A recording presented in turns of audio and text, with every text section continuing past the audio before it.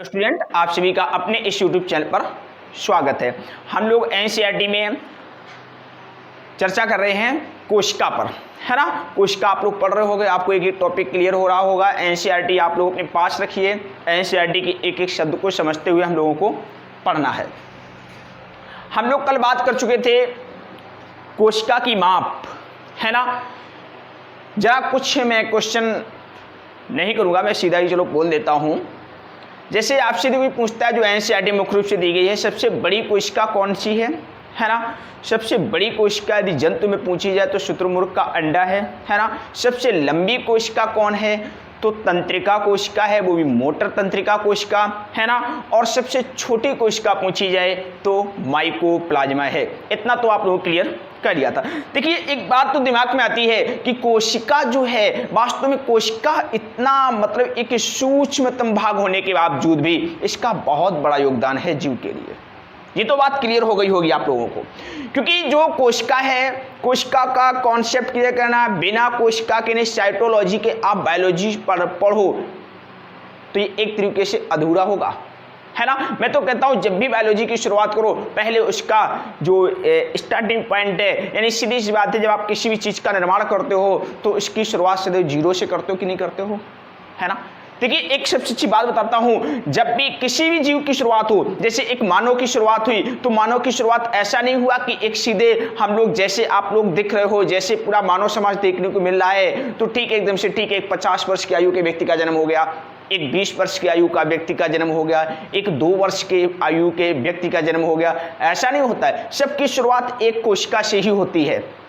आप लोग बायोलॉजी पढ़ते हो, जानते होगे अच्छे से, मतलब कोई भी जीव हो उसकी शुरुआत यदि हो रही है तो एक कोशिका से हो रही है।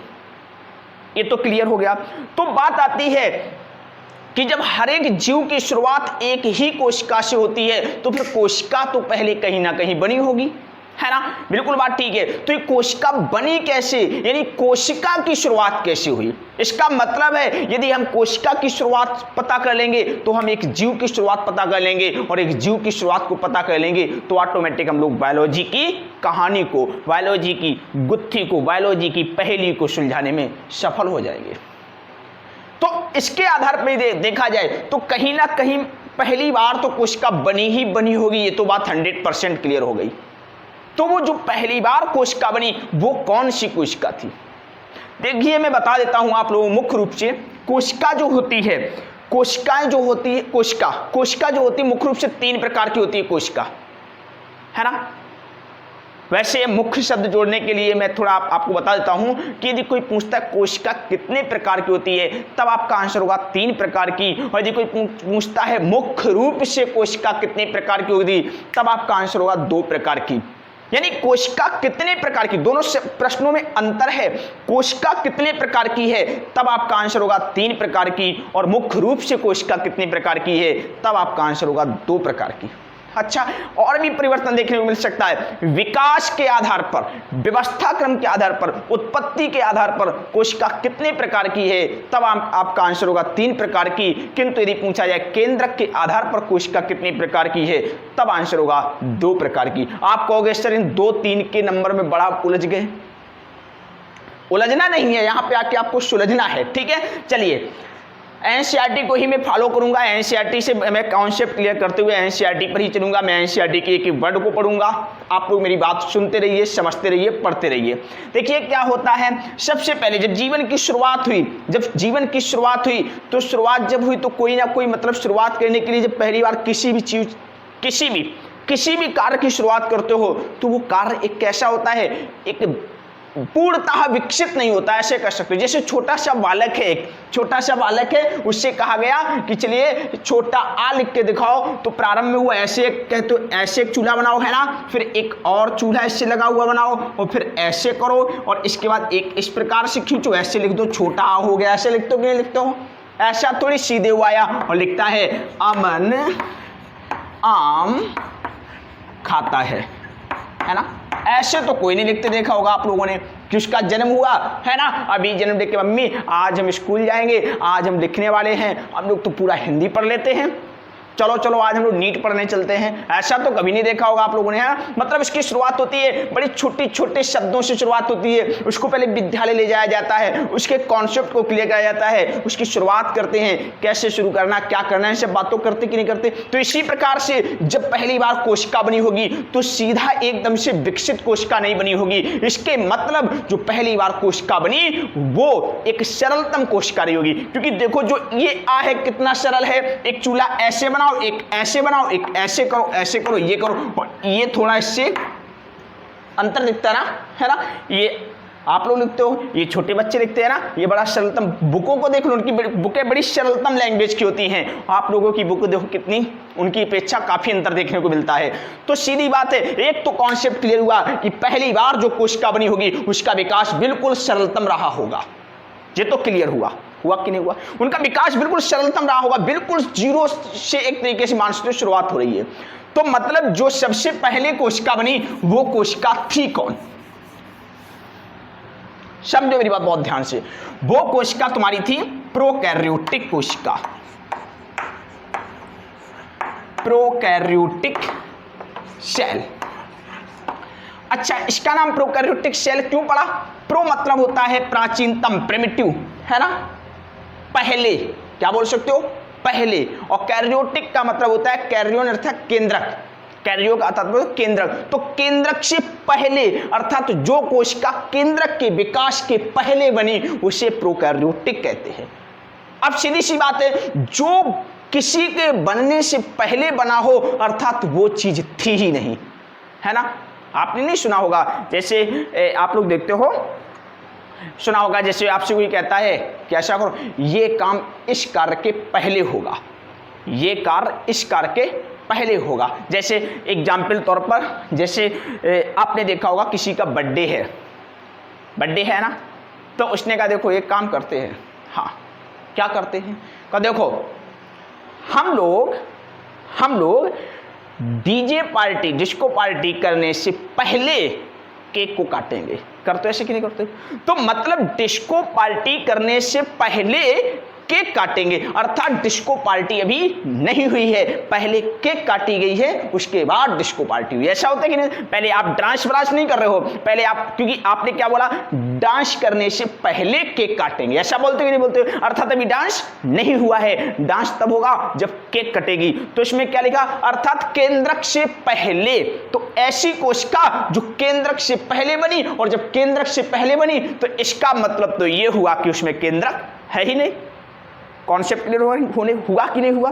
अर्थात उसमें केंद्रक है ही नहीं। देखो जैसे उसने बोला प्रोकैरियोटिक सेल, अर्थात उसमें क्या है कि जैसे ये कोशिका है ना, ये कोशिका हो गई, इसमें केंद्रक नहीं है, केंद्रक नहीं है, क्योंकि क्या है, प्रो मतलब प्राचीनतम, प्रिमिटिव यानी पहले, और कैरियोटिक मतलब कैरियोटिक का तात्पर्य किससे हुआ, कैरियो से, कैरियो बोले तो केंद्रक, तो केंद्रक से पहले, अर्थात इसमें केंद्रक नहीं था, क्योंकि ये कोशिका केंद्रक के विकास के पहले बनी। चलिए, तो इसके पॉइंट क्या हुए प्रोकैरियोटिक कोशिका के? पहला पॉइंट तो ये हुआ, सर्वप्रथम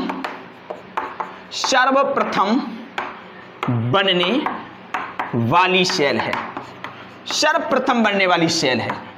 क्लियर हुआ कि नहीं हुआ? दूसरी बात, इसमें केंद्रक था कि नहीं था? फटाक से कहोगे सर अभी हमने कहानी सुनी, कॉन्सेप्ट क्लियर किया, अर्थात इसमें केंद्रक नहीं था, है ना, अर्थात केंद्रक का अभाव होता है। ये भी लिख सकते हो, विकसित केंद्रक का अभाव होता है, क्योंकि शुरुआत हो चुकी, केंद्रक था नहीं। ठीक है, दो बातें क्लियर हुई कि नहीं हुई? अब जब ये सबसे पहले बनी, केंद्रक का अभाव था, और क्या बात आती है? अब एक बात और आपको पता होनी चाहिए, जो प्रोकैरियोटिक कोशिका है, जब मैंने कहा था कोई चीज बनती है तो उसकी शुरुआत बड़ी सरलतम होती है। जो छोटे बच्चे को देखा था, शुरुआत कर रहा था, विद्यालय में पढ़ने गया था, तो बड़ी शुरुआत छोटे अक्षरों से कर रहा था, है ना, तो इसकी शुरुआत भी बड़ी सरलतम होगी। तो एक बात तो ये होगी, ये बड़ी सरलतम होती है ना, सरलतम संरचना युक्त होती है। कैसी होती है? सरलतम संरचना युक्त होती है। प्रोकैरियोटिक कोशिका कैसी होती है? सरलतम संरचना युक्त होती है। देखिए हम लोगों को कॉन्सेप्ट क्लियर करना है जिससे कि एनसीईआरटी पढ़ें तुमको एक एक बात क्लियर हो सके। यह सरलतम संरचना युक्त होती है। अब दूसरी बात आती है कि जो प्रोकैरियोटिक कोशिका है, प्रोकैरियोटिक कोशिका है, इसको रखेंगे किसमें? क्योंकि आरएच व्हिटेकर के अनुसार, किसके अनुसार? साइंटिस्ट का नाम याद रखना, वेरी वेरी इंपॉर्टेंट है, एनसीईआरटी में इनका वर्णन है। आरएच व्हिटेकर के अनुसार प्रोकैरियोटिक कोशिका को किसमें रखेंगे? अच्छा, आरएच व्हिटेकर ने क्या कार्य किया था? आरएच व्हिटेकर ने जीवों को 5 भागों में बांटा था। कितने भागों में? 5 भागों में। Monera, protista, fungi, Plantae, Animalia. दोबारा मैं फिर बोल देता हूं, Monera, protista, fungi, Plantae, Animalia. तो जो प्रोकैरियोटिक कोशिका इसको रखते हैं मोनेरा के अंतर्गत, मोनेरा के अंतर्गत आती है, रखी जाती है। इतने बिंदु क्लियर हुए कि नहीं हुए? तो प्रोकैरियोटिक कोशिका क्या है? सर्वप्रथम बनी, ठीक है, केंद्रक का अभाव था, है ना, और क्या था? सरलतम संरचना युक्त होती है, और क्या है इसमें? मोनेरा के अंतर्गत रखी जाती है। इतनी बात क्लियर हुई कि नहीं हुई? आगे देखो क्या है। प्रोकैरियोटिक सेल जो होती है, प्रोकैरियोटिक सेल जो होती है, इसमें आते क्या क्या, कौन कौन जीव प्रोकैरियोटिक सेल के अंतर्गत आते हैं? तो देखो कौन कौन से जीव प्रोकैरियोटिक सेल के अंतर्गत आते हैं। एक तो आपका आता है बैक्टीरिया, बैक्टीरिया बोले तो हिंदी में जीवाणु, चलो लिख देता हूं, ठीक है, बैक्टीरिया। और क्या है? माइकोप्लाज्मा,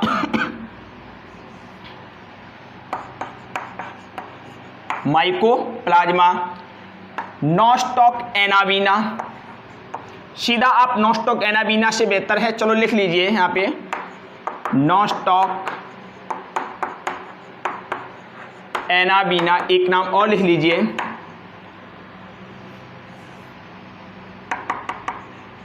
नील हरित जीवाणु। क्या है? नील हरित जीवाणु। यानी ये जीव सभी किसके अंतर्गत आते हैं? प्रोकैरियोटिक सेल के अंतर्गत इन जीवों को रखा जाता है। इतनी बात क्लियर हुई कि नहीं हुई? है ना, इन जीवों जो हम लोग पॉइंट पर रखे हैं, यहां से बात क्लियर हुई कि नहीं हुई? अब देखिए दूसरा बिंदु इंपॉर्टेंट, ये जो आपको दिख रहा है नील हरित जीवाणु, जिसको हम बोल सकते हैं साइनोबैक्टीरिया। देखिए एग्जामिनर इनको नील हरित जीवाणु भी बोल सकता है, नील हरित शैवाल भी बोल सकता है, और साइनोबैक्टीरिया भी बोल सकता है। वैसे वास्तव में अब नील हरित शैवाल नहीं कहा जाता है, अब इनको नील हरित जीवाणु, वैसे मुख्य रूप से साइनोबैक्टीरिया ही कहा जाता है। एक नाम इनका शॉर्ट में ब्लू ग्रीन एल्गी भी लिख देते हैं, है ना, तो BGA भी लिखा मिल सकता है आपको, ठीक है। तो सब घुमा फिरा के बात एक ही है, याद रखना, गलती नहीं करना, गलती करना ही नहीं है। अब एक मैं बात बताता हूं आपको, सबसे बेहतर पॉइंट बताता हूं कि जब सर्वप्रथम कोशिका बनी, ये कोशिका सॉरी सर्वप्रथम बनी, तो इसका मतलब है कि इस अर्थ पर यदि कोई पूछता है सबसे पहले आने वाला जीव कौन था, सबसे पहले इस अर्थ पर कौन से जीव आए, तो कौन आए? यदि कोशिका के आधार पर पूछे, मेरी बात बहुत ध्यान सुनना, सर्वप्रथम इस अर्थ पर आने वाली कोशिका कौन थी, तो कौन थी आपकी? प्रोकैरियोटिक। कौन कोशिका थी? प्रोकैरियोटिक। ये तो कोशिका हो गई, किंतु पूछे प्रोकैरियोटिक कोशिका में सबसे पहले कौन आए तो आपका आंसर होगा नील हरित जीवाणु लिख सकते हो, ठीक है, साइनोबैक्टीरिया भी लिख सकते हो। ये सर्वप्रथम आई। अच्छा, इस अर्थ पर सर्वप्रथम आई, ये तो बात बिल्कुल 100% तय हो गई। किंतु ये एक काम और सबसे अच्छा किया इन्होंने सबसे अच्छा काम ये किया कि इन्होंने सर्वप्रथम इस अर्थ पर जब ये आए थे तब उस समय ऑक्सीजन नहीं हुआ करते थे, ऑक्सीजन का अभाव था। तो इन्होंने आके क्या किया, सर्वप्रथम, मतलब ये सर्वप्रथम आए किस दृष्टि से, तो ऑक्सीजन उत्पादन की दृष्टि से। तो इन्होंने सर्वप्रथम आके ऑक्सीजन का उत्पादन किया, उत्पादन किया, अर्थात ऑक्सीजन का उत्पादन किया। तो ऑक्सीजन उत्पन्न कब होती है? आप कहोगे सर हम लोगों ने पढ़ रखा है ऑक्सीजन का उत्पादन प्रकाश संश्लेषण के दौरान होता है। तो इन्होंने क्या किया? प्रकाश संश्लेषण की क्रिया की, प्रकाश संश्लेषण। तो अब यहां से देखो क्वेश्चन कैसे बनते हैं। सर्वप्रथम प्रकाश संश्लेषण द्वारा ऑक्सीजन का उत्पादन करने वाली कोशिका कौन थी? तब आंसर होगा प्रोकैरियोटिक। और बोले जीव कौन था? तब आंसर होगा नीलहरित जीवाणु। और यदि ऑप्शन में दे रखा उसने जीवाणु, कवक, मोनेरा, है ना, वैसे मोनेरा लग कीजिए, जीवाणु, कवक, पादप, है ना, और आपको रख दीजिए जैसे उसने रख दिया प्रोटिस्टा, है ना, ऐसे रख दिया उसने विकल्प तौर पे, तब आपका आंसर क्या होगा? तब आंसर होगा जीवाणु। क्या होगा? तो यहाँ पे जीवाणु भी लिख लीजिए, है ना, जैसा प्रश्न हो वैसा आंसर आपको करना है ना। यदि विकल्प में सेल की बात करें तो प्रोकैरियोटिक सेल थी जिसने सर्वप्रथम ऑक्सीजन का उत्पादन किया, प्रकाश संश्लेषण की क्रिया की। यदि प्रोकैरियोटिक सेल में पूछे तो कौन था? नीलहरित जीवाणु थे जिन्होंने सर्वप्रथम ऑक्सीजन का उत्पादन किया, प्रकाश संश्लेषण किया। और यदि उसने विकल्प बना रखा है जीवाणु, कवक, है ना, और उसने बना दिया है 4 विकल्प जैसे रख सकते हो वहां पे उसने, जैसे मैं एक प्रश्न करके बता देता हूँ, समझा देता हूँ, कॉन्सेप्ट क्लियर हो जाएगा, है ना। जैसे उसने प्रश्न ये कर दिया है कि सर्वप्रथम ऑक्सीजन का उत्पादन करने वाले जीव कौन थे? विकल्प रखा है जीवाणु, दूसरा विकल्प रखा है कवक,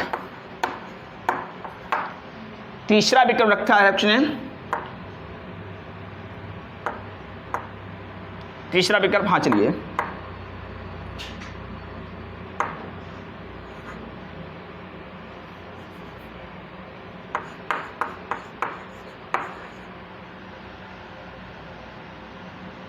तो बात एक ही हो जाएगी। हाँ चलो कोई बात नहीं, इसको कर देते हैं। और उसने कर दिया ए बी। अब क्या बताओगे? अब इसको कैसे करना है? सबसे पहले जब भी एमसीक्यू किया करो तो ये पता किया कीजिए आप लोग, यहाँ पे ऐसा करो सी कर लो, ठीक है, कि सही है तो क्यों है, गलत है तो क्यों है। तो बोला सर्वप्रथम ऑक्सीजन का उत्पादन करने वाले जीव कौन थे? तो कवक तो नहीं थे, ये ऑटोमेटिक गलत हो गया, कवक नहीं थे। अब बात आती जीवाणु थे। कौन थे? जीवाणु थे। किंतु अब आपके दिमाग में बात आएगी कि सर जीवाणु थे, तो एक तो जीवाणु ये लिखा ही हुआ है और ये भी जीवाणु है, अब हम किस पर टिक करें, है ना, मेरी बात बहुत ध्यान सुनना, किस पर टिक करें? तो अब इसमें देखिए जीवाणु तो थे, जीवाणु ये भी है, जीवाणु ये लिखा हुआ है, तो आप ये देखोगे तो जो जीवाणु जो था वो कौन था? ब्लू ग्रीन एल्गी था। तो ये ब्लू ग्रीन एल्गी तो लिखा नहीं है, तो इसको भी कट कर दो। अब जब ये कट गया है तो ऑटोमेटिक ये कट जाएगा, तो अब आंसर क्या होगा? ये होगा, है ना। अब चलो उसने रख दिया कि सर्वप्रथम ऑक्सीजन उत्पादन करने वाले जीव कौन थे? साइनोबैक्टीरिया, है ना। चलो मैं फिर से विकल्प बना देता हूं, है ना, क्योंकि जितना बेहतर आपका कॉन्सेप्ट होगा उतना बेहतर आपसे एमसीक्यू बनेगा। उसने कहा ब्लू ग्रीन एल्गी, दूसरा विकल्प रख दिया उसने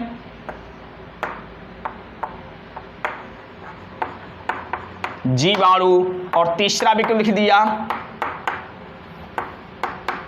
प्रोकैरियोटिक, और तीसरा विकल्प लिख दिया सभी। तो अब क्या करोगे? ब्लू ग्रीन एल्गी बिल्कुल बात ठीक है, ऑक्सीजन का उत्पादन करने वाले प्रथम जीव थे, हाँ थे। जीवाणु बिल्कुल बात ठीक है, ये जीवाणु है, ये भी पहली बार ऑक्सीजन उत्पादन करने वाले जीव थे, क्योंकि ये साइनोबैक्टीरिया क्या है? जीवाणु है। और ये सभी किसके अंतर्गत आते हैं? प्रोकैरियोटिक कोशिका के अंतर्गत आते हैं। तो राइट आंसर क्या होगा? उपर्युक्त सभी। ये इसके अपेक्षा गलत हो जाएगी, तो राइट आंसर क्या होगा? डी होगा। तो इस तरह से आपको कॉन्सेप्ट क्लियर होना चाहिए, ठीक है। चलिए अब देखते हैं। अब एक बात और सुन लीजिए आप लोग, प्रोकैरियोटिक कोशिका जो थी पृथ्वी पर आने वाली प्रथम ऐसी कोशिका थी जिसने, मेरी बात बहुत ध्यान सुनना, जिसने प्रकाश संश्लेषण करके पहली बार ऑक्सीजन का उत्पादन किया। किसका उत्पादन किया? ऑक्सीजन का उत्पादन किया। अब देखिए, अब मुख्य रूप से प्रोकैरियोटिक कोशिका के बाद कौन सी कोशिका बनी? अब आपके दिमाग में आया होगा कि प्रोकैरियोटिक कोशिका तो क्लियर हो गई, विकास के आधार पर प्रोकैरियोटिक के बाद बनी मेसोकैरियोटिक। क्या बनी? मीजोकैरियोटिक, है ना। अब बात आती है सिर्फ मीजोकैरियोटिक क्या है। प्रोकैरियोटिक कोशिका तो क्लियर हो गई, किंतु मीजोकैरियोटिक कोशिका क्या है। देखिए पहली बात तो एक ये है, मीजोकैरियोटिक कोशिका के विषय में डॉज ने बताया था। किसने बताया था? डॉज ने। नाम कैसे याद करोगे, बड़ा टेंशन देता नाम, है ना। देखो मीजो यहां पे आपको जा दिख रहा है और डॉज यहां पर भी तुमको जा दिख रहा है, तो मीजोकैरियोटिक कोशिका से किसका संबंध है? डॉज का संबंध है। साइंटिस्ट का नाम याद रखना बेहतर रहेगा आपके लिए। चलिए अब दूसरी बात, मीजोकैरियोटिक कोशिका का विकास किसके बाद हुआ? आप कहोगे फटाक से प्रोकैरियोटिक कोशिका के बाद। प्रोकैरियोटिक कोशिका के बाद मीजोकैरियोटिक कोशिका का विकास हुआ। अच्छा अंतर क्या था, दोनों में डिफरेंस क्या था, क्या परिवर्तन आया? जब ये प्रोकैरियोटिक कोशिका के बाद बन रही है तो ऑटोमेटिक कुछ ना कुछ परिवर्तन आया हुआ, जरूर कोई परिवर्तन आया होगा। क्या परिवर्तन आया? तो देखो क्या हुआ, इसमें केंद्रक कला का निर्माण हो गया था। केंद्रक कला बोले तो मेम्ब्रेन, न्यूक्लियस मेम्ब्रेन, ठीक है, निर्माण हो गया था। क्या हो गया था? केंद्रक कला का निर्माण हो गया था। किंतु हिस्टोन प्रोटीन का अभाव था। हिस्टोन प्रोटीन का अभाव था, ये याद रखना। क्या था? हिस्टोन प्रोटीन का अभाव था। और जब बहुत ध्यान सुनना, जब केंद्रक कला बन चुकी है, केंद्रक के अंदर आनुवांशिक पदार्थ डीएनए उपस्थित है, किंतु इसमें प्रॉब्लम एक चीज की है कि इसमें हिस्टोन प्रोटीन का अभाव है, तो सीधी सी बात है कि इसमें आपको क्रोमोसोम का विकास देखने को नहीं मिलेगा।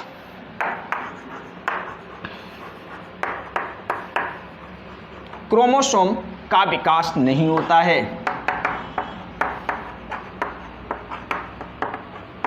का निर्माण नहीं होता है, ये आपको पता रखना बहुत जरूरी है।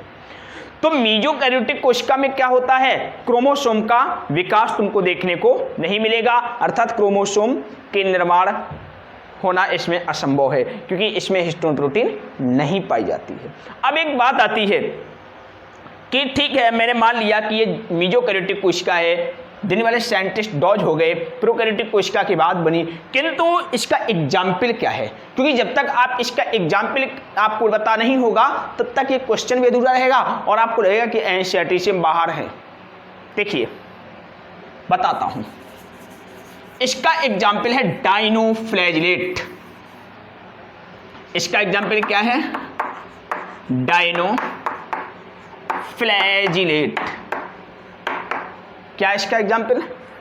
मीजोकैरियोटिक कोशिका का जो एग्जाम्पल है वह है डायनोफ्लैजिलेट। अच्छा डायनोफ्लैजिलेट क्या है? जीवाणु है कि शैवाल है कि कवक है, क्या है?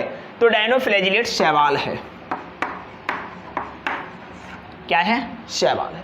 अब बात आती है डायनोफ्लैजिलेट कहां पाया जाता है? तो आरएचबी टेकर के अनुसार देखा जाए तो डायनोफ्लैजिलेट मोनेरा में होगा? नहीं। फंजाई में होगा? नहीं। पादप में होगा? नहीं। जंतु में होगा? नहीं। किस में होगा? आप कहोगे सर मोनेरा तो बोल दिया, किंतु प्रोटिस्टा आपने छोड़ रखा है, तो ये प्रोटिस्टा के अंतर्गत आता है।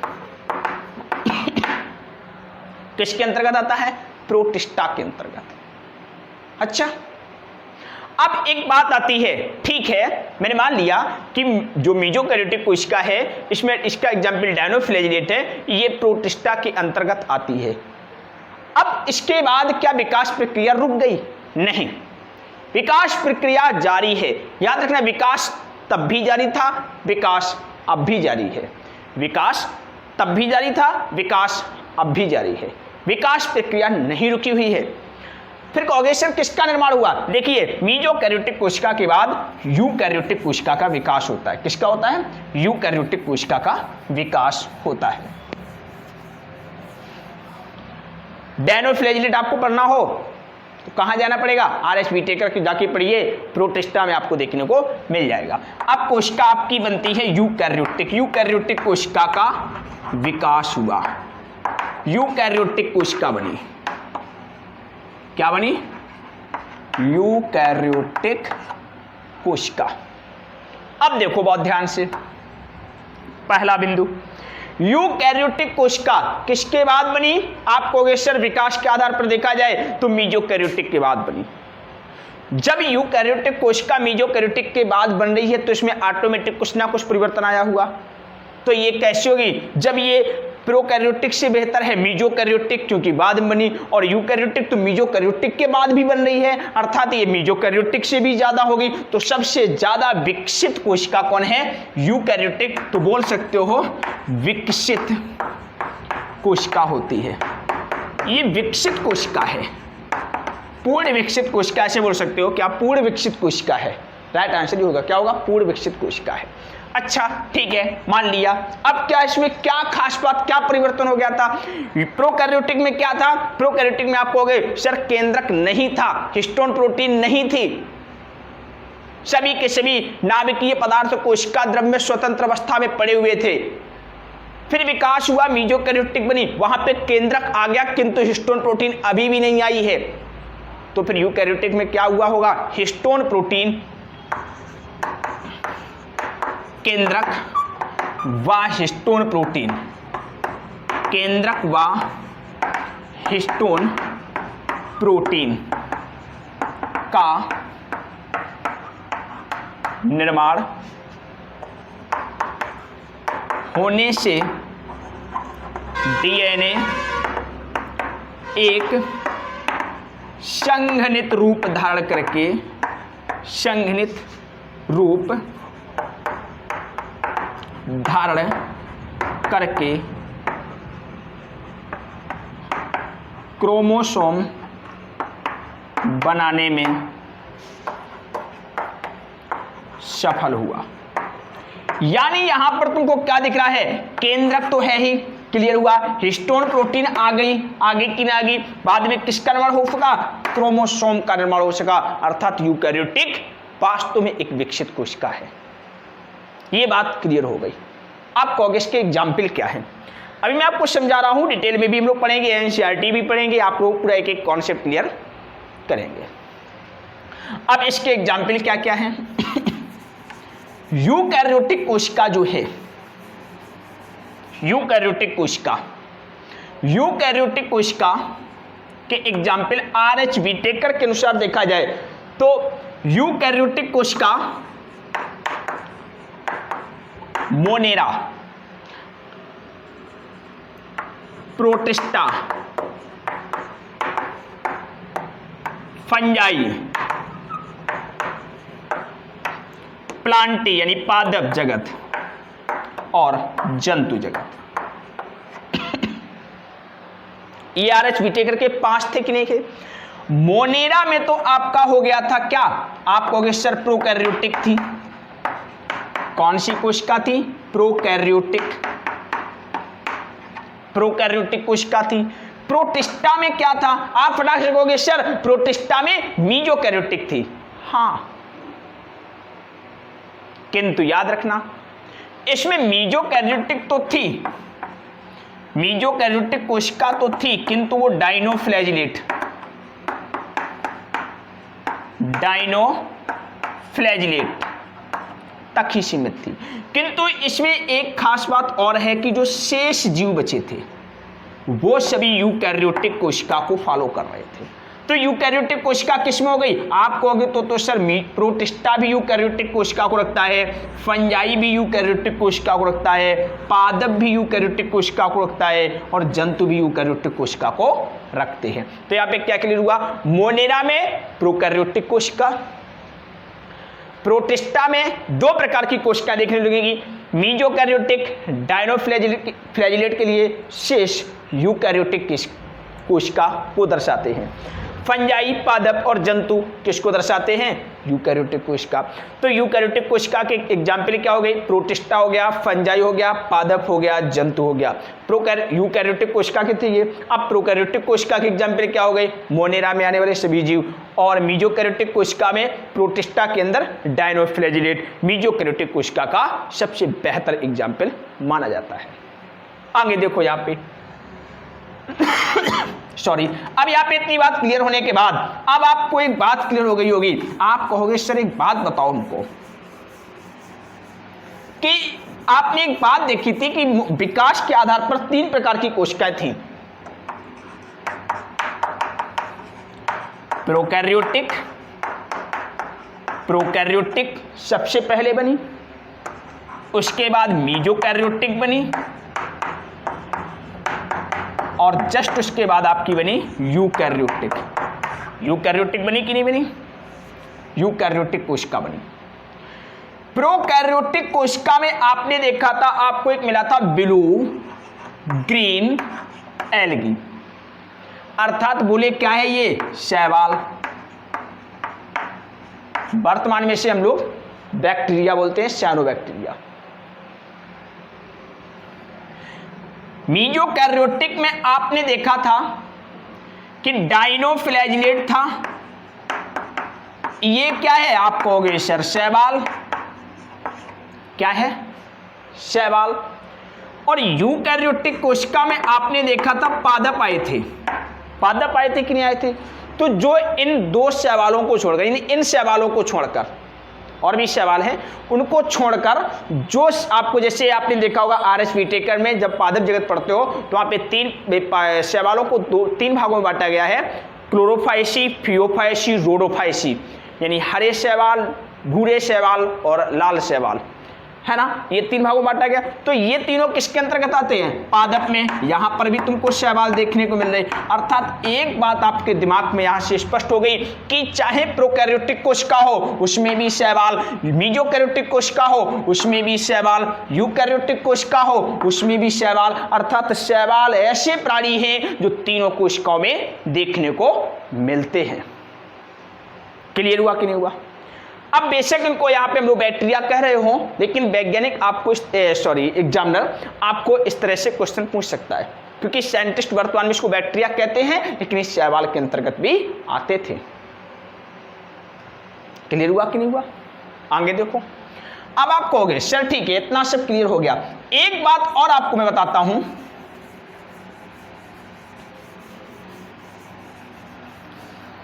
मैं इसको डायग्राम के थ्रू समझा देता हूं। जैसे मैं प्रोकैरियोटिक कोशिका की बात करूं तो उसमें क्या था? प्रोकैरियोटिक कोशिका की खास बात यह थी कि ये उसमें प्लाज्मिड था, एक ये जेनेटिक मटेरियल था, इसका राइबोसोम था, है ना। इस प्रकार मतलब आपको यहां पे मीजोसोम भी दिख रहे थे।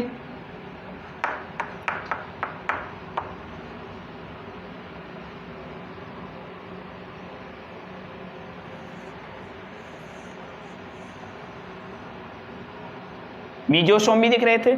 अर्थात ये तुम्हारी कौन सी कोशिका हो गई? आप कहोगे सर ये प्रोकैरियोटिक कोशिका हो गई। कोई बात नहीं। अब इसके बाद बनती है आपकी मीजोकैरियोटिक कोशिका। इसको हम समझ लेते हैं डायग्राम से। इसमें क्या हुआ, से सब कुछ कहानी वैसी ही थी, किंतु एक अंतर आपको देखने को मिला।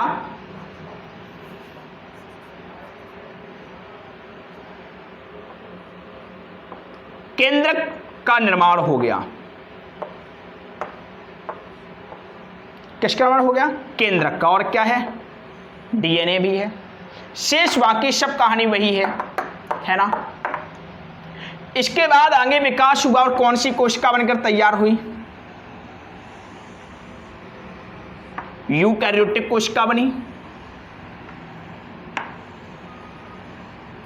केंद्रक था इसमें,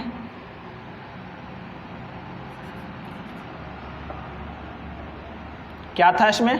केंद्रक था। याद रखना केंद्रक डबल झिल्ली युक्त कोशिकांग है, दोहरी झिल्ली युक्त कोशिकांग है, ठीक है। और इसमें क्या हुआ, हिस्टोन प्रोटीन आ गई और हिस्टोन प्रोटीन के चारों तरफ डीएनए है। क्या है? डीएनए है। अर्थात यहां पर केंद्रक नहीं है, यहां पर हिस्टोन प्रोटीन नहीं है, यहां पर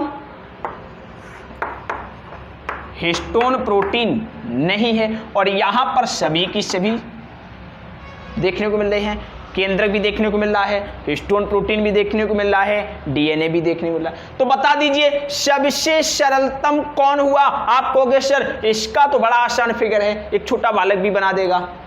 हाँ, छोटा बालक का मतलब नहीं छोटा बालक बना ही देगा समझने के बता रहा हूं, ठीक है। काफी लंबा डिटेल होता है। प्रोकैरियोटिक कोशिका पर मैंने पूरा लेक्चर उपलब्ध कराया हुआ है, आपको मैं इसका लिंक उपलब्ध करा दूंगा। तो प्रोकैरियोटिक कोशिका सबसे सरलतम हो गई और सबसे पहले बनी।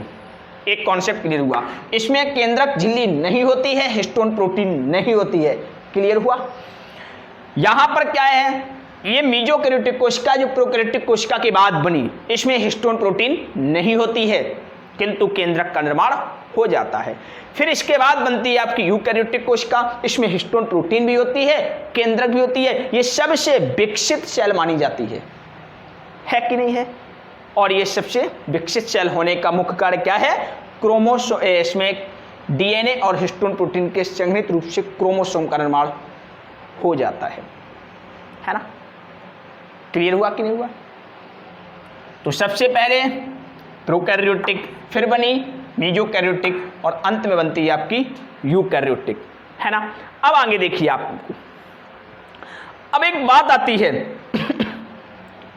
कि जो मीजोकैरियोटिक कोशिका है, मीजोकैरियोटिक कोशिका है, मीजोकैरियोटिक, चलो मैं तीनों को फिर से लिखता हूं विकास क्रम में। सबसे पहले बनी आपकी प्रोकैरियोटिक कोशिका, विकास की दृष्टि से बोल रहा हूं। फिर आपकी आई मीजोकैरियोटिक कोशिका और फिर आई यूकैरियोटिक कोशिका। ये किसका आधार हुआ? विकास के आधार पर। तो विकास के आधार पर कोशिका कितनी हो गई?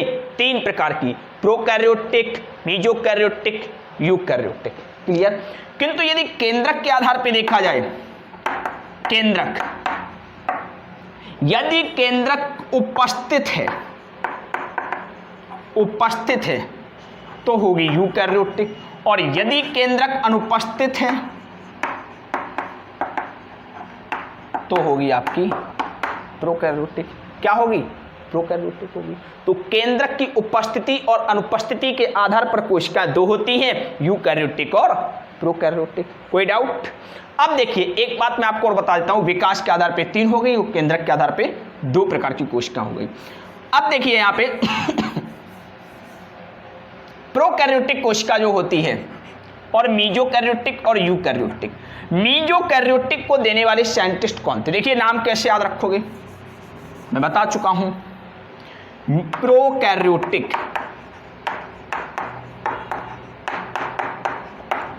इसके बाद बनी मीजोकैरियोटिक और इसके बाद बनी यूकैरियोटिक।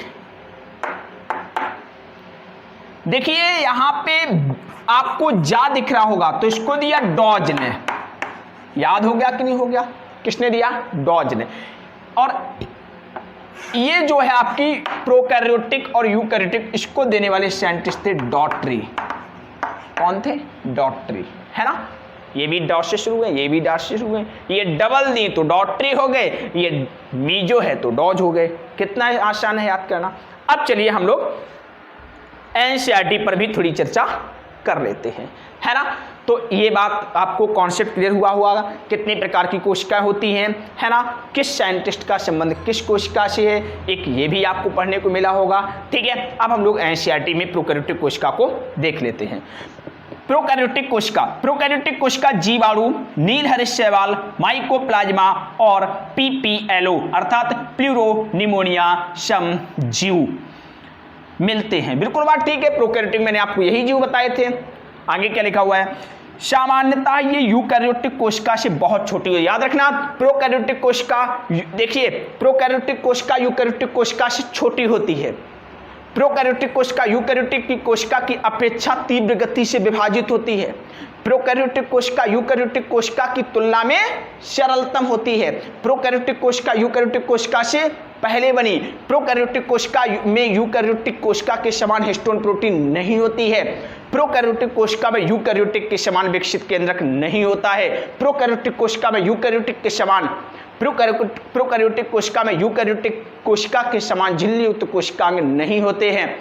प्रोकैरियोटिक कोशिका में प्लाज्मिड देखने को मिलता है, यूकैरियोटिक कोशिका में प्लाज्मिड नहीं होता है। ये सब बातें मैंने आपको बताई हुई है पिछले वीडियो में, और नहीं बताई तो मैंने अब बता दी, नोट डाउन कर लीजिए। क्या लिखाएंगे? बहुत छोटी होती हैं और काफी तेज गति से विभाजित होती हैं। कौन? प्रोकैरियोटिक कोशिकाएं। किसकी तुलना में? यूकैरियोटिक कोशिका की तुलना में। माप के आकार काफी भिन्न होते हैं। जीवाणु के 4 मूल आकार होते हैं। देखिए, आकार के आधार पर आप जीवाणु को देखोगे 4 प्रकार के होते हैं। गोलाकार, छड़ाकार,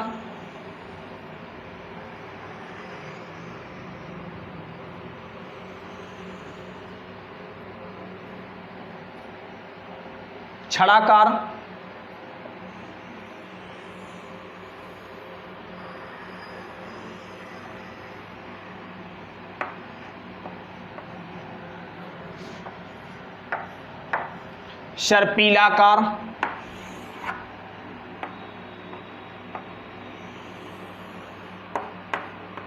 कोमाकार, है ना। देखो ये लिखा है एनसीईआरटी में। दंडाकार यानी बैसिलस जो छड़ाकार जिनको बोलते हैं, गोलाकार को कोकस बोलते हैं, और आपको यहाँ पर कोमाकार लिखना चाहिए जिसे विब्रियो बोलते हैं, और सर्पीलाकार जिसे हम स्पाइरल बोलते हैं। ये आपके इस प्रकार 4 प्रकार की संरचना के आधार पर जीवाणु 4 प्रकार के होते हैं। मैं जीवाणु पर डिटेल में बात करूंगा जब मैं आपको मोनेरा का टॉपिक पढ़ाऊंगा। प्रोकैरियोटिक कोशिका का मूलभूत संगठन आकार व कार्य में भिन्नता के बावजूद एक सा होता है। देखिए ये लाइन क्या कहना चाहती है एनसीईआरटी की, इसका मतलब कुछ थोड़ा अलग है। क्या मतलब है? जैसे मैं इस लाइन को समझाने छोटी सी एक स्टोरी को सुनाता हूं। एक छोटा सा एग्जाम्पल लेता हूं। जैसे 2 आपको मैंने घर दिए हुए हैं। एक घर ये हो गया, एक घर ये हो गया, है ना। पहले में क्या है, यहां पे हो गया किचन, है ना, जहां भोजन बना तो माता जी भोजन बनाती हैं। यहां पे हो गया आपका बैठक रूम, है ना, जहां पे कोई अतिथि आता है, अतिथि कक्ष होते हैं ना, आपने देख रखा होगा, वो हो गया, वहां पर सभी लोग बैठते हैं, है ना। ये हो गई, चलो पिताजी यहाँ पे दुकान किए हुए हैं, है ना, और ये आपका शेष भाग हो गया। यानी यहां पर सारा का सारा दुकान का सामान रहता है, यहां पर सारा का सारा भोजन बनता है, और ये तुम्हारा बैठक रूम हो गया। क्लियर है? किंतु ये घर जो है इसकी कहानी थोड़ी अलग है। इसमें क्या है, यहां पर उसने का भोजन बनता है, यहां पर उसने का दुकान है, और यहां पर उसने का मेरा बैठक रूम है ना। अच्छा कहोगे सर क्या अंतर है? अंतर देखो क्या है, बहुत ध्यान से देखना। यहां पर भोजन का जो बनाने का जो कक्ष है वो उसका क्षेत्र निर्धारित है। देखो इतने में भोजन का काम रहेगा, क्षेत्र निर्धारित है ना। इधर बैठक रूम है, क्षेत्र निर्धारित है। यहां पर दुकान है, क्षेत्र निर्धारित है। सॉरी, किंतु यहां पर आप देखिए भोजन कहां तक बनेगा, कहां जाएगा, कुछ पता नहीं। बैठक रूम कहां है, कुछ भी पता नहीं, कोई क्षेत्र निर्धारित नहीं है। दुकान कहां तक, कोई पता नहीं, है ना। यहां पर तो कहानी बड़ी अजीबोगरीब चल रही है। काफी तेज बारिश होने लगे, काफी तेज हवा का झोंका आए, यहां से उठाए दुकान का पूरा मटेरियल जाके मम्मी जी के हलवा में डाल दे, है ना। मम्मी जी बना रही थी खाना, अच्छा सा भोजन बन रहा था, स्वादिष्ट भोजन बन रहा था। चलो कल्पना करो गाजर का हलवा बन रहा था, है ना। तो वहां पे थाली लिए खड़े हुए थे कि थोड़ा हमको भी परोस दो। तब तक उधर से तेज से हवा आई और क्या हुआ, इधर आपकी चलो कल्पना करो एक नॉर्मल दुकान हुआ कर, चलो मान लीजिए क्या है कि आपकी जो चप्पल जूतों की दुकान है, जनरल स्टोर जिसे सामान्य तरीके से आप लोग बोल सकते हैं ना, पिताजी दुकान में सामने बेच रहे थे, उधर से जोरदार एक हवा आती है और सारा का सारा यहां से आप समझ जाओ जैसी दुकान वैसा आइटम आपकी थाली में पहुंच जाएगा। काम चलेगा क्या? नहीं चलेगा। वही तो एनसीईआरटी कह रही है। देखो क्या कह रही है ना, तो घर ऐसा होना चाहिए कि ऐसा होना चाहिए, कैसा होना चाहिए, ऐसा होना चाहिए ना, है ना। तो देखो एनसीईआरटी क्या कह रही है, प्रोकैरियोटिक कोशिका का मूलभूत संगठन आकार व कार्य में विभिन्नता के बावजूद एक सा होता है। बिल्कुल बात ठीक है, यहां पे भी अंतर है, यहां पर भी अंतर है, दोनों में अंतर है, क्योंकि यहां पे भोजन यहां बनेगा, यहां पर भी भोजन यहां बनेगा, ये बैठक रूम, ये बैठक रूम, ये दुकान, किंतु अंतर होने के बावजूद भी तुमको सारा का सारा एक समान लग रहा है, जबकि इसमें ऐसा नहीं होता है। तो इसीलिए ये कौन सी कोशिका हो गई? प्रोकैरियोटिक। ये कौन हो गई? यूकैरियोटिक। एक अंतर आपको ये भी क्लियर हुआ। बेशक यहाँ पे आपको विभिन्नताएं देखने को मिल रही हो, बेशक सबको अलग अलग स्थान दिया गया हो, लेकिन तुमको सब एक साथ दिखेगा, और यहाँ पर ऐसा नहीं होता। तो वही लिखा हुआ है। आगे क्या है, सभी प्रोकैरियोटिक में कोशिका भित्ति होती है, जो कोशिका झिल्ली से घिरी होती है, केवल माइकोप्लाज्मा को छोड़कर। देखिए इसका मतलब क्या है, यदि आप प्रोकैरियोटिक और यूकैरियोटिक कोशिका में कोशिका भित्ति के आधार पर बात करोगे, थोड़ा आपको परिवर्तन देखने को मिलेगा। सभी प्रोकैरियोटिक कोशिका में सेल वॉल होती है, ये तो क्लियर हुआ। सभी यूकैरियोटिक कोशिका में सेल वॉल हो ऐसा जरूरी नहीं है, नहीं भी हो सकती है, हो भी सकती है, किंतु प्रोकैरियोटिक कोशिका में सभी के पास सेल वॉल होगी ओनली वन, माइकोप्लाज्मा को छोड़ के। किसको छोड़ के? माइकोप्लाज्मा को छोड़ के, है ना, वही तो बात लिखी हुई है। किंतु यूकैरियोटिक कोशिका में क्या है, सेल वॉल हो भी सकती है, सेल वॉल नहीं हो सकती है। जैसे कवक की बात करोगे, सेल वॉल होती है, किसकी होती है? काइटिन की होती है ना। पादप की बात करोगे, सेल वॉल होती है सेलुलोज की। शैवाल में भी सेल वॉल होती है, किंतु जंतुओं में सेल वॉल नहीं होती है ना, नहीं होती सेल वॉल। तो यूकैरियोटिक की कहानी थोड़ी अलग है। प्रोकैरियोटिक में सभी के पास सेल वॉल होगी, किंतु किसको? माइकोप्लाज्मा को छोड़कर। आगे क्या लिखा हुआ है, कोशिका में साइटोप्लाज्म एक तरल मैट्रिक्स के रूप में भरा रहता है। बिल्कुल बात ठीक है, तो दोनों में होता, चाहे कोशिका यूकैरियोटिक रही हो, चाहे कोशिका प्रोकैरियोटिक रही हो, दोनों में ही आपको कोशिका द्रव्य यानी साइटोप्लाज्म देखने को मिलता है। इसमें कोई स्पष्ट विभेदित केंद्रक नहीं पाया जाता, ये भी बात क्लियर हो गई। प्रोकैरियोटिक कोशिका में केंद्रक तुमको देखने को नहीं मिलेगा। आनुवांशिक पदार्थ मुख्य रूप से नग्न व केंद्रक झिल्ली द्वारा परिबद्ध नहीं होते हैं। बिल्कुल बात ठीक है, जो आनुवांशिक पदार्थ होंगे वो स्वतंत्र रूप से आपको कोशिका द्रव्य में तैरते हुए दिखाई देंगे, क्योंकि वही बात है कि इनके जिसमें केंद्रक झिल्ली ना होने के कारण के जो आनुवांशिक पदार्थ होते हैं वो स्वतंत्र रूप से आपको दिखाई देंगे। जैसे ये प्रोकैरियोटिक कोशिका हो गई, ये मुख्य डीएनए हो गया, ये प्लाज्मिड हो गया, ये राइबोसोम हो गया। अब यहाँ पे बता दीजिए कोई का कहीं स्थान निर्धारित है? नहीं है, है ना। और जबकि यूकैरियोटिक कोशिका में क्या है, ये डीएनए केंद्रक होगा, इसके अंदर स्टोन प्रोटीन होगी, यहाँ पे डीएनए होगा, है ना। यहाँ पे माइटोकॉन्ड्रिया का स्थान होगा, है ना। यहाँ पे राइबोसोम होगा, मतलब इसका सबका स्थान निर्धारित है। जबकि प्रोकैरियोटिक की कहानी कुछ इस प्रकार है। सभी के सभी पदार्थ जो होते हैं केंद्रक की झिल्ली की अनुपस्थिति कर सभी के सभी पदार्थ कोशिका द्रव्य में स्वतंत्र रूप से तैरते रहते हैं। जीनोमिक डीएनए के अतिरिक्त एकल सूत्रीय गुणसूत्र गोलाकार डीएनए जीवाणु में सूक्ष्म डीएनए वृत्त जीनोमिक डीएनए के बाहर पाया जाता है, जिसे हम डीएनए वृत्तों को प्लाज्मिड कहते हैं। बिल्कुल बात ठीक है। प्रोकैरियोटिक कोशिका में तुमको प्लाज्मिड देखने को मिलेगा, जो अतिरिक्त डीएनए का हिस्सा होता है, अतिरिक्त डीएनए होता है। जबकि यूकैरियोटिक में प्लाज्मिड नाम की कोई चीज़ देखने को नहीं मिलती है। जब आप बायोटेक्नोलॉजी पढ़ोगे तो वहाँ पर आपको प्लाज्मिड के विषय में डिटेल में पढ़ाया जाएगा। ये प्लाज्मिड डीएनए जीवाणु के विशिष्ट समलक्षणों को बताते हैं। इनमें से एक प्रतिजीवी के प्रतिरोधी होते हैं, है ना, प्रतिरोधी होते हैं। आप उच्च कक्षा में बिल्कुल बात ठीक वहां पे आप लोग पढ़ोगे। आगे देखिए, राइबोसोम के अलावा प्रोकैरियोटिक में यूकैरियोटिक अंगक नहीं पाया जाता। याद रखना, राइबोसोम एकमात्र ऐसा कोशिकांग है जो प्रोकैरियोटिक में भी होता है, यूकैरियोटिक में भी होता है। राइबोसोम एक ऐसा कोशिकांग है जिनमें झिल्ली नहीं होती है ना। क्लियर हुआ कि नहीं हुआ? किंतु अंतर कितना होता है, यूकैरियोटिक में राइबोसोम 80S होता है, प्रोकैरियोटिक का राइबोसोम 70S होता है। आगे क्या लिखा हुआ है,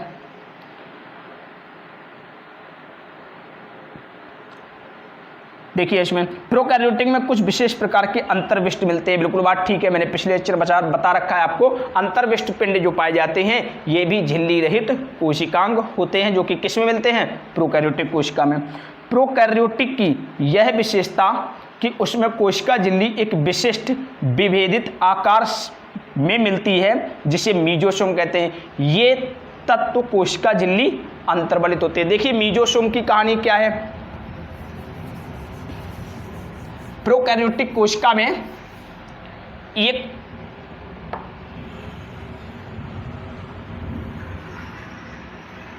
कोशिका भित्ति हो गई, ये होती कोशिका झिल्ली। तो कोशिका झिल्ली जगह जगह आंतरिक बलन बनाती है, अंदर की तरफ फोल्डेड हो जाती है।